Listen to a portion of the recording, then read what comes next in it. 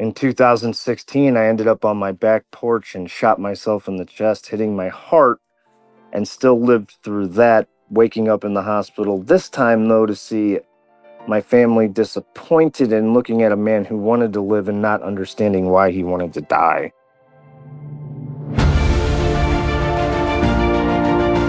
Hello and welcome to the Daily Helping with Dr. Richard Schuster. Food for the brain, knowledge from the experts, tools to win at life. I'm your host, Dr. Richard. Whoever you are, wherever you're from, and whatever you do, this is the show that is going to help you become the best version of yourself. Each episode, you will hear from some of the most amazing, talented, and successful people on the planet who followed their passions and strive to help others. Join our movement to get 1 million people each day to commit acts of kindness for others. Together, we're going to make the world a better place. Are you ready? Because it's time for your Daily Helping. Thanks for tuning into this episode of the Daily Helping Podcast. I'm your host, Dr. Richard, and our guest today is nothing short of inspirational. Corporal Todd Nicely of the U.S. Marine Corps, 6 months into his second deployment, stepped on an improvised explosive device during a routine security patrol. Immediately after enduring the horrific blast and suffering massive injuries, his first two thoughts were of others, getting back to his wife, and not frightening the young Marines he was responsible for. Today, Todd works to help and motivate other fellow disabled veterans through their life struggles and hardships, and I am so grateful and honored to have Todd Nicely with us. Todd, welcome to the Daily Helping. It is an honor to have you with us today. Thanks for having me, Dr. Richard. I appreciate it, and I'm looking forward to the opportunity to kind of share my story and help you along with your journey, which I think coincides with mine. So I appreciate that, and we got to chat a little bit before we recorded, and what I was struck by you is, you've been pretty much everywhere. You've been in Time magazine, you've been in People magazine, you've been all over the media, yet tremendously humble, and I know you feel a great responsibility to help other veterans, and that is amazing. And so we teased your story a little bit, but if you're willing, I'd like you to tell it, with greater detail, because that was a pivotal moment for you that changed your life, and I could never do it justice in a short introduction. yeah, I really don't know where to start because I stepped on an IED on March 26, 2010, which kind of changed my life forever. Growing up, I was always the kid in school that I played sports, but I couldn't pay attention, always kind of getting in trouble. And growing up, I was in construction for a while and just decided when the economy got bad around 2007, I was going to go do what I wanted to do and join the Marine Corps. Well, I had finally found something I was good at and I was going to make a career out of it. And then unfortunately, that day happened. But after that, I ended up in the hospital for a while and things were great. I was happy to be alive again, but things shortly turned dark after that. Talk to us a little bit too, Todd, about the extent of your injuries. Okay, yeah, so when I stepped on the IED, I lost my left arm, which they call transradial, which is right above the wrist. My right arm is an elbow disarticulation, so I'm at the elbow at the right arm. I lost my left leg right above the knee and my right leg at the knee. So I'm missing both hands and legs, and life can be hard. I read this in your bio that your first thoughts were about your wife and the Marines you're responsible to. But, when somebody goes through an experience where they didn't die, probably should have died, but didn't, a lot of things go through one's head. What was on your brain as you were sitting in that hospital recovering? The first thing when I woke up was I actually asked the question if my men were okay. I didn't know if anybody else had gotten hurt in the blast. I just know that I assumed I had only lost my legs, but come to find out I had lost my arms too. So, but I had a choice I had to make, and it was sit here and be upset about it and cry about it and be angry, or get up and learn these prosthetics and continue on with life and move forward and do the best you can. And so I chose the latter, and that got me through a lot of therapy, a lot of hard work, and it's kind of gotten me where I am today. A lot of people, and I love that you say that. I've often said similar things, right? When life gets you this kind of a choice, right? When something happens to us, we either can ball our fist up at the sky and blame whichever deity we choose to believe in, or we can look for silver linings, even though when it doesn't seem like there are any, and move forward positively. And you obviously chose the path of optimism, the path of courage, and the path of perseverance. Was that an immediate thing, or was there a struggle for a bit? It's kind of ironic because before that deployment, when I stepped on the bomb, I had your choices change lives put across to my back because I knew I was going to be making decisions as a squad leader that would affect my men or possibly myself. And, I didn't realize how true that saying was going to become in my life as we go on. You'll start to realize. But, I've always kind of been someone that doesn't really give up very easily. And so my choice was easy. It was, I woke up to World War III pretty much in the hospital with my parents arguing with my wife and all that stuff. So I was pushing forward to stop all that and make everybody happy and see my progress and make myself happy at the same time. Because I was learning again how to live life. At that time, I guess you could compare me to a 1 year old learning how to open up a chapstick with a prosthetic arm. So I know we're both close with John O'Leary, and I remember him once on my program talking about how he visited some people on death row and asked them to find positive things in their lives. And that came to mind to me because you're describing a situation. You were a grown man and really having to learn how to relive, how to live, find things to be grateful for. Your parents are arguing with your wife, and yet you found a way to be positive in that. it was really easy because I still had that Marine Corps mindset of I needed a mission. I was, fresh out of the Marines. I was about ready to be a sergeant, and I had that mission again. It was get through therapy, get out of the hospital, keep moving. But, unfortunately, after I left the hospital, that's when things got kind of dark, and there's a lot to that story as well. But, I lost purpose. And so the hospital was simple because it was task oriented, kept me in line. Every morning it was wake up, I knew what I had to do. It was kind of structured for me like the military. So this is really interesting because what you shared is what a lot of veterans share. Their lives for as many years as they're in, everything is structured. Everything has an order of operation, a chain of command, a time something happens.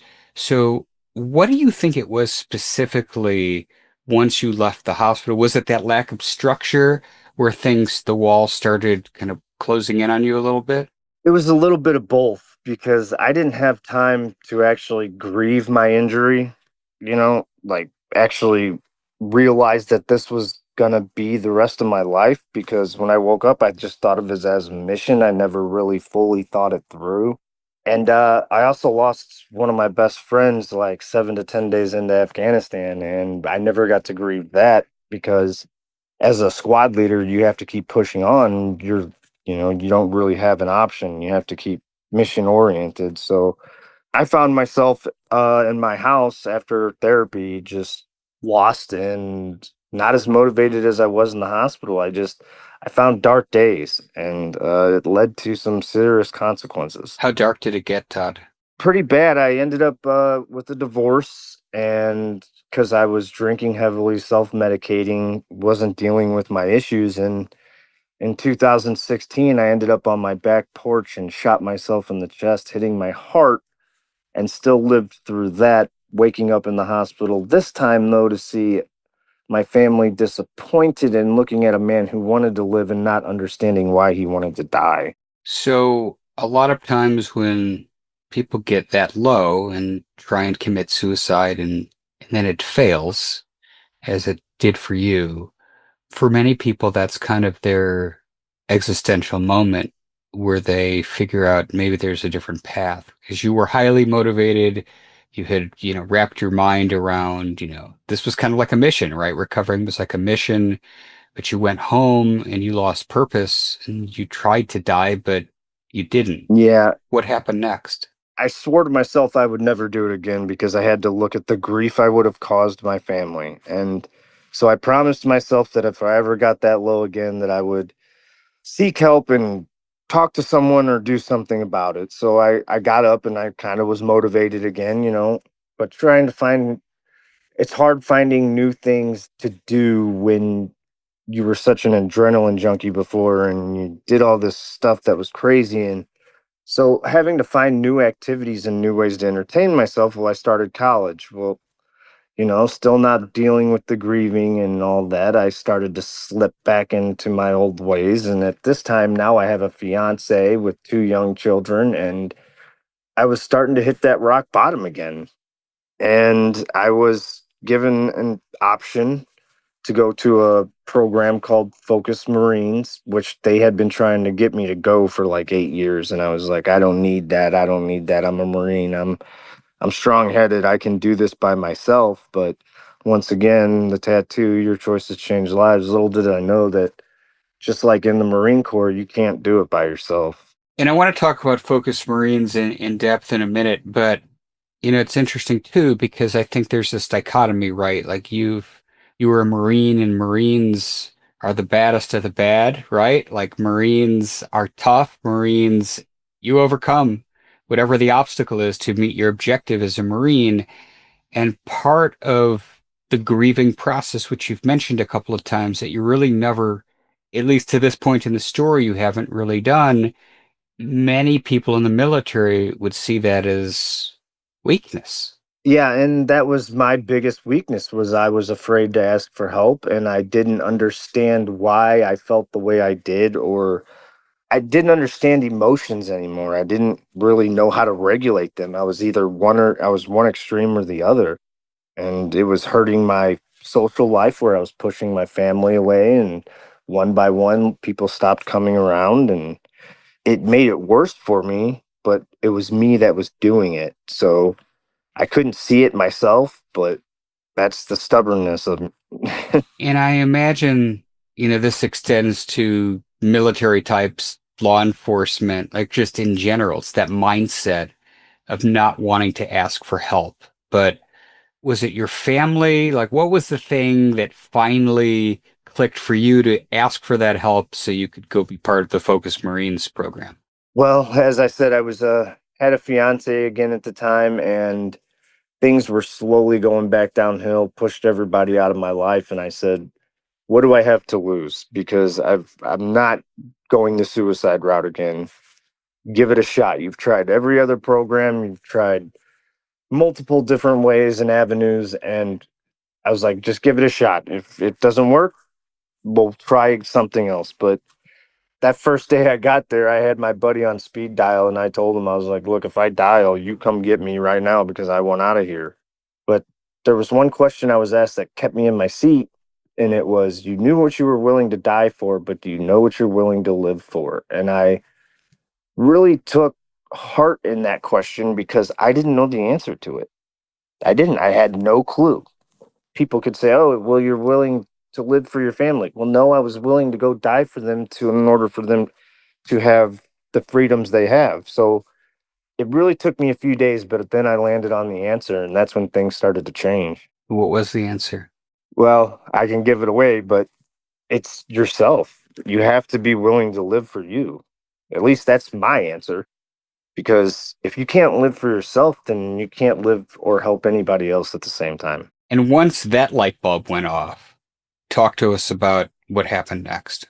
Oh man, I got really involved in what they were teaching, and I never wanted to be that guy. I was out in the public eye for a while after I had gotten injured, and I always was putting on a happy face because I had to. But like I said, I was going through some dark times at that time, but I couldn't let people know.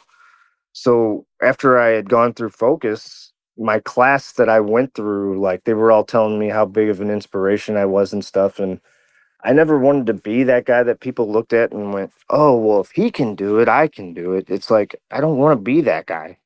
But if me being around at Focus and telling my story can help another veteran move on with his life and maybe possibly save one life, then I'm doing my job. And That's where it really comes down to, is that sometimes we're handed, well, there was two questions at Focus because Dan said, "What are you going to do with the gift you're given of your tragedy?" And I wanted to punch him in the face, but I actually realized the gift of my tragedy, and I starting to realize how to actually utilize it. Gift of your tragedy. I love that because it is a gift. It's not an easy gift, but it's a gift. And if you can accept that, you can do great things with it. So I want to spend a few minutes. I love this. Well, but before I do, because we're definitely going to get to Focus Marines Foundation. So you went through this program. What year was this that you went through it? I went through in 2019. So it's been 6 years. Yeah. Tell us what you're doing today. Well, today I am married to that woman that was my fiance during the time, and I have a 19-year-old now, but at the time he was like 10. My stepson, which I consider my own because he's been around. My stepdaughter, which I consider my own because she was 2 and now 11. So it's like we moved on with that, but then came along my son, and he's now 5. So we've added another addition to the family, and I just get out there and do what I can. Like, I was inner tubing on an inner tube on a boat just the last weekend, and I try to mow lawns with my neighbor here and there, and I work at haunted houses, and I try to just go out and continue to live life the best that I can. And sometimes I find myself in that moment of going, I can't do what other dads can do with their sons, but I can do other things, like be there for them and make sure that I'm supportive and, just the things the child needs. He doesn't need you to throw a football around with him. If you can't do that, that's okay. You just have to find other ways to be supportive and be there. I love that. Todd, I know you do some work with Focus Marines Foundation. We've teased it like 50,000 times during our conversation. So tell us about what this organization does and how it's different from some of the other things that are out there as a resource. They're different because they're not government regulated. They are a 501(c)(3). And it was started by a bunch of Vietnam vets who didn't want to see the vets coming home from this era struggle and have to go through what they went through. And so they started a program with their own language, their own facilitators who came up with a program to teach guys how to kind of demilitarize themselves and become part of civilization again. And people might hear that and go, well, why can't you it's a lot harder than you think to reintegrate back into a society that you've been gone from for so long. Like, even with your families, I came home and I was out of the inside jokes. I had missed so many different birthday parties and family events, and friends had moved on. And so it was kind of hard to find my place back in society then. But Focus Marines does it in a way where you're not stuck in an office under incandescent bulbs. It doesn't feel like therapy. It's everybody's there for a different reason, but the information given and presented, everybody takes a different way. And the reason I'm kind of being so vague about it is because if anyone's listening and does go to the program, they have to learn it for themselves. They have to actually listen to the material and understand where it fits in their life. Most people don't really give thought to what it's like to transition back into society. And I never thought the birthday parties, that was kind of self-evident, right? If you're away, you're just missing a piece of time. But inside jokes, just not knowing, you just were gone, right? And these little things. And so for you, as you reintegrated into society, what were the things that were most helpful? Well, like I said, after going through Focus, I had learned the ability to express my feelings, set boundaries with my family. And, I didn't expect them to come around at first because I had put them through so much. So it was a lot of patience and just showing them that I was working on who I was and who I wanted to become. And the more you use it, the easier it becomes, but it's not easy. I told a guy to get him there one time. I said, "Do you want a Ferrari?" He was like, "Yeah." I was like, "I got the keys, but you got to drive it." So it's kind of one of those programs where we give you the information, but you have to do the work or it's not going to work. What is your kind of formal role with this group? Well, now I'm a mentor, but I started out just going back out on Tuesdays and talking to the groups for like 3 or 4 sessions. And then finally I decided, because I was there Monday, Tuesday, Wednesday anyway, I decided, you know what? I want to become a full blown mentor and be here all week to help explain the material to the guys if they need me and things like that. So I've been doing that since like 2000, ever since I left in 2019. They asked me to come back the next session to be a speaker. So I really haven't missed a session since 2019. Very cool. And I know that your story, which you're sharing here and you've shared in other media outlets, you're writing a book about that. Why, you've been very open with your story and shared it in a lot of different places. Why the book now? What made you decide to do that? Well, because I got a little push from a friend that we both know, John O'Leary. He heard my story, but there's a lot more to my story than that's what's just being told now. A lot of ups and downs, a lot of childhood things, and I mean, I could go into it forever. I've lived the life of an 80-year-old. If you've been through it, I probably have been through it as well. And I just want to get my book out there so that way other veterans, if they just aren't going to focus, can hear it, or if someone needs some inspiration for a day and they're even if you're not military, you can probably relate because it's not all military, but it does tell the story of how I was injured and my ups and downs and my rises from the ashes. It's the story of your choices change lives, whether it's for good or bad. So we got to kind of remember that as a human population, that no matter what our choices, it's going to affect somebody some way. Right. No, that makes sense. Well, I know the book is forthcoming, so if you're listening to this before it comes out, circle back and we'll have the link to purchase the book in the show notes for this episode. And then the last thing I wanted to do, I know that Focus Marine Foundation is a 501c3, which means, like every other 501c3, they're looking for donations. How can people contribute to this great 501c3? I do believe if you just go to their website, focusmarines.org, I think there's a donate button on it, as well as they do events around the area sometimes. And that's the best way that they do it because they try not to publicize too much because they don't want guys to think, oh, if I go to that program, then I'm going to be considered weak and things like that. So they're getting their name out there a little bit more, but most of the participants are by word of mouth from other guys that have gone through it and changed their lives. And so any little bit helps. It costs a lot to get each individual in a seat, but it's well worth it. Fantastic. And again, if you're listening to this, we're going to have show notes to everything in this episode at drrichardschuster.com. So we got you covered. Man, I've loved this conversation, Todd. You are doing amazing things. And I'm so grateful that that bullet that hit your heart didn't do anything to you because you're still here helping mankind. As you know, I love to wrap up every episode by asking my guests just this one question, and that is, what is your biggest helping? That one most important piece of information you'd like somebody to walk away with after hearing our conversation today? Well, Dr. Richard kind of falls in a couple categories. So it would be never give up and always pay it forward. Do good things to people, and good things in your life will happen. The more you start to focus on the good you're doing, the less that the bad will seem to be there. I love that. Todd, tell us where people can learn more about you online.